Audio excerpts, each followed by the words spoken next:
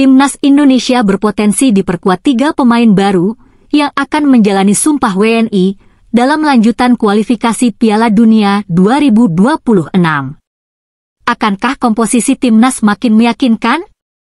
3 pemain keturunan yang akan menjadi warga negara Indonesia, WNI, lewat jalur naturalisasi ini adalah Emil Audero Mulyadi, Joey Pelupesi, dan Dean James.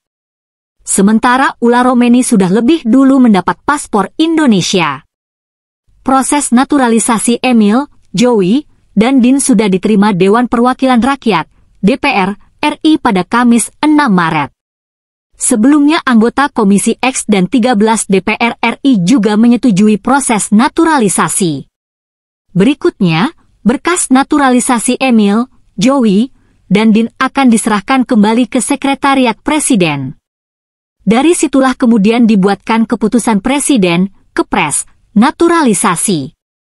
Kementerian Hukum, Kemenkum, pun sudah menetapkan waktu pengambilan sumpah ketiga.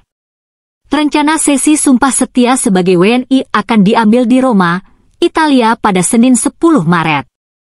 Proses ngebut ini sengaja diupayakan PSSI agar ketiganya bisa didaftarkan sebagai pemain Indonesia saat melawan Australia. Tim Garuda akan bentrok dengan Australia pada 20 Maret. Dengan tambahan 3 pemain ini, bagaimana kekuatan timnas Indonesia?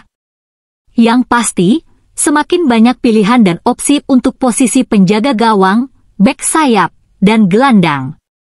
Kini, Martin Paes akan bersaing ketat dengan Emil. Sebelumnya, dalam 6 laga kualifikasi Piala Dunia 2026, Paes tak tergantikan. Kualitas Paes dinilai di atas Hernando Ari dan Nadeo Argawinata. Berikutnya persaingan di sisi bek sayap kiri akan mengental. Sebelum ada Joey, persaingan bek sayap kiri diperebutkan Kelvin Verdong, Pratama Arhan, Shane Patinama, dan Nathan Kuaon.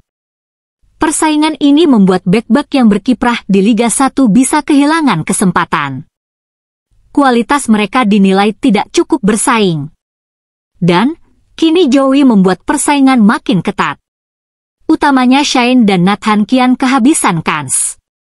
Jika saya Verdong jadi pilihan utama, Joey dan Arhan sepertinya bakal jadi alternatif pilihan Patrick Kluivert.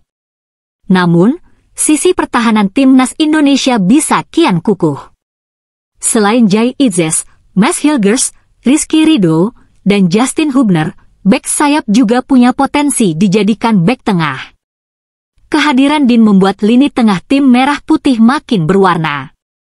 Nathan tentu saja dalam ancaman serius tak punya tempat. Setelah tergusur dari bek sayap, posisi gelandang juga bisa lepas. Kemungkinan hanya Tom Haye yang posisinya relatif aman. Pemain lainnya, seperti Marcelino Ferdinand dan Ivar Jenner bukan tidak mungkin tergerus dari rencana strategi Kluivert. Sedangkan untuk lini serang juga ada tambahan skuad yang akan menjalani debut saat melawan Australia. Pemain yang dimaksud tersebut adalah Ula Romeni, penyerang Oxford United. Romeni memang lebih dulu jadi WNI, tetapi belum debut di timnas. Karena itu Romeni diharapkan bisa memberi efek positif di timnas bersama dengan Emil, Joey, dan Dean. Bisakah komposisi teraktual Indonesia ini mengalahkan Australia dan Bahrain? Potensinya sangat besar. Itu tergantung dari strategi yang akan diterapkan Kluivert dalam 2 laga awalnya. Yang pasti pula, asa dan tekanan besar ditujukan kepada Kluivert dan pemain naturalisasi yang baru. Publik tak ingin lagi bicara proses, tetapi ingin langsung melihat hasil instan. Mengapa demikian?